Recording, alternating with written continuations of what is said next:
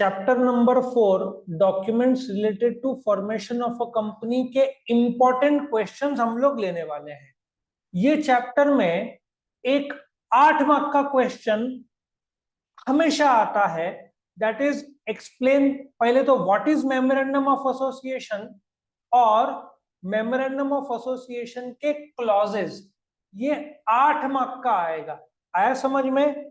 तो बेटा 10 में से 9 पेपर में बड़ा क्वेश्चन आएगा, what is meant by memorandum और what is meant by the clauses या what are the clauses of memorandum.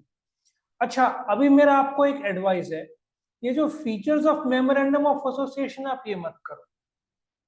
आप बोलोगे सर आप तो बड़े अच्छे हो, स्किप करने का बोल रहे हो, क्यों? क्योंकि चैप्टर के एंड में एक क्वेश्चन है जो लगभग 10 में से 10 अटेम्प्ट में आता है, that is distinguish between memorandum और आर्टिकल्स।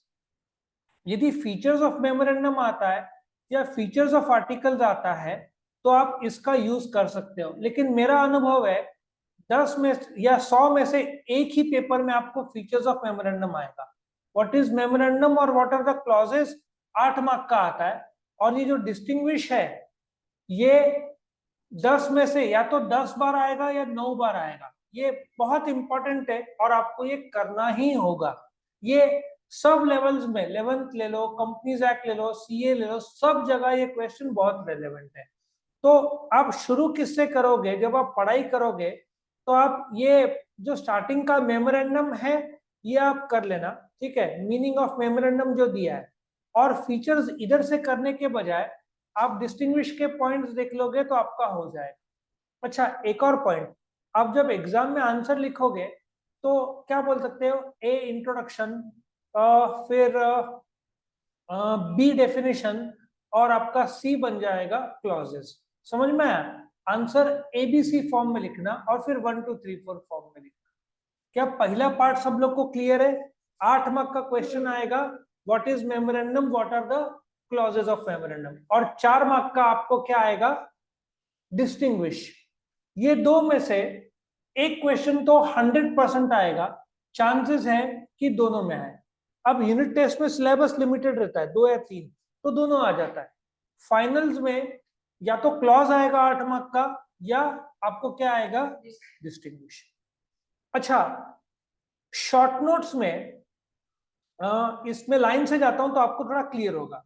अब ये चैप्टर का शुरुआत है, वापस से आपको एक बार बता दूं तो ये चैप्टर का शुरुआत है। वैसे तो 3 से 4 ही चीज है। मेमोरेंडम का मैंने आपको क्लॉज बोला है और डिस्टिंक्शन बोला है। मैंने क्या छोड़ने बोला है? ये फीचर्स ऑफ मेमोरेंडम आप कहां पे करोगे? डिस्टिंग्विश में करोगे। एक बार बस रीड कर लेना ऑब्जेक्टिव्स के लिए, उसके बाद ये टेबल ABCD भी एक बार रीड कर लेना। क्लॉजेस आप इतना बड़ा मत लिखना, 5-5 लाइन या 8-8 लाइन विद एग्जांपल। जैसे रिलायंस इंडस्ट्रीज लिमिटेड नेम है कंपनी का, एप्पल इंडिया प्राइवेट लिमिटेड है वो नेम क्लॉज है, फिर रजिस्टर्ड जो है ना, तो नाम बदलना मीटिंग में होता है, फिर रजिस्टर्ड ऑफिस, हर एक कंपनी का हेड ऑफिस होता है, रिलायंस का नरीमन पॉइंट मुंबई में, ऐसा आप लिखोगे। सो 2 से 3 पेज का आपका आंसर बैठेगा। अब doctrine of ultra vires, ultra मतलब आउटसाइड द स्कोप, ये वैसे तो शॉर्ट नोट में पूछ सकते हैं, इतना रेलेवेंट नहीं है, लेकिन यदि आपने मेमोरेंडम के 6 क्लॉज किए, उसमें कौन कौन सा है? आपका नाम, registered office, object clause, liability clause, capital clause, association clause, एक दायरा है, बराबर है। आप जहां पे रहते हो 4 रूम, आपका एक रूम के 4 दीवारी है, आप दीवारी के बाहर गए तो आपका सेफ्टी चला जाएगा, लेट अस अज्यूम बाहर लड़ाई चल रही है, तो मेमोरेंडम का दायरा आपने क्रॉस कर लिया तो वो एक्टिविटी आउटसाइड द स्कोप माना जाएगा, therefore not applicable to the company. मतलब आप रिलायंस इंडस्ट्रीज या महिंद्रा एंड महिंद्रा या मारुति कार्स बेच रहे हैं तो वो लोग प्लास्टिक के वस्तु नहीं बेच सकते, या साइकिल उन लोग का ऑब्जेक्ट क्लॉज में नहीं बैठता है। आया समझ में? तो डॉक्ट्रिन ऑफ अल्ट्रा वायरस सिर्फ शॉर्ट नोट के लिए रखना, और इसको स्टडी भी करने की ज्यादा जरूरत नहीं, कंसेप्चुअल क्लैरिटी की जरूरत है। अल्ट्रा मतलब आउटसाइड, वायरस मतलब scope, outside scope of memorandum वो एक्टिविटी इनवैलिड माना जाए। ठीक है, अभी आगे बढ़ू मैं।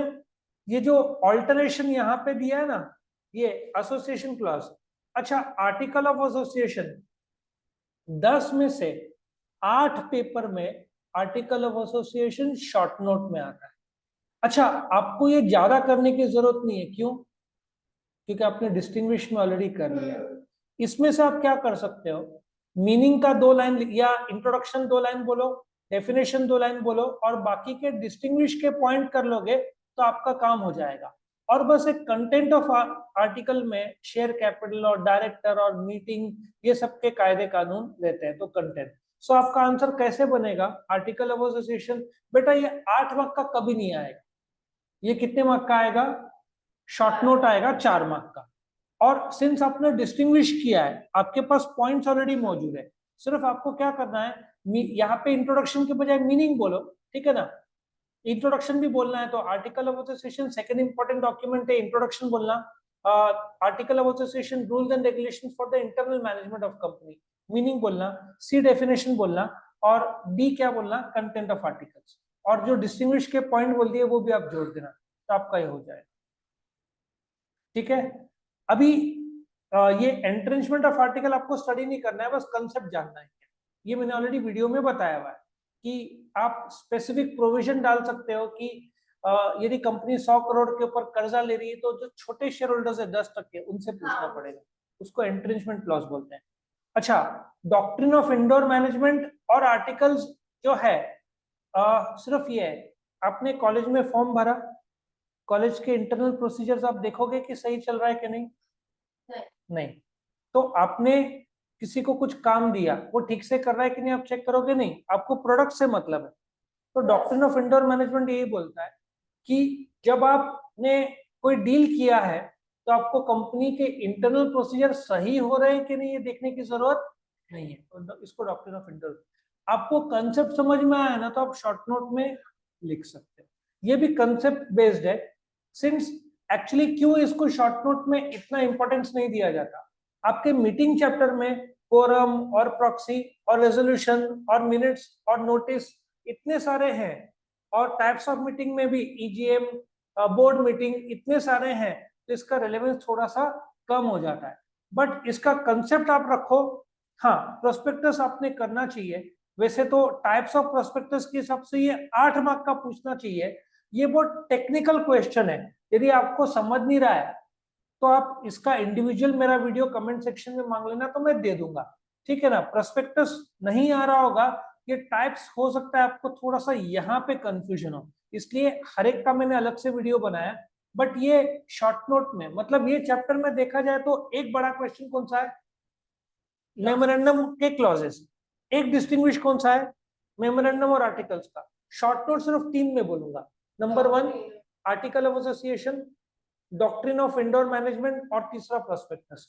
ये 8 मार्क का तो मुझे लगता नहीं है, क्योंकि types of meeting, merits demerits of company, ठीक है ना, प्रोसीजर फॉर मीटिंग, ऐसे बड़े बड़े दूसरे फंक्शंस ऑफ बैंक, बड़े बड़े दूसरे क्वेश्चंस है।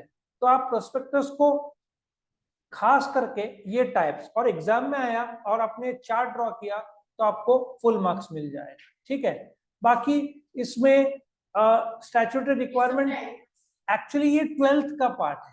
ये इन लोगों ने क्यों डाला मेरे को समझ में नहीं आ रहा है। मैंने स्टूडेंट्स को क्लियर बोला है, बेटा ये 12th का पार्ट है, एक बार रीड कर लेना। बट इसका penalty for non compliance, miss statement in prospectus भी शॉर्ट नोट में आता है, लेकिन सिंपल सा क्या करना, मिस स्टेटमेंट इन प्रोस्पेक्टस में आपके 2 लायबिलिटी होंगे, एक सिविल और एक क्रिमिनल। ये एक बार रीड कर लेना।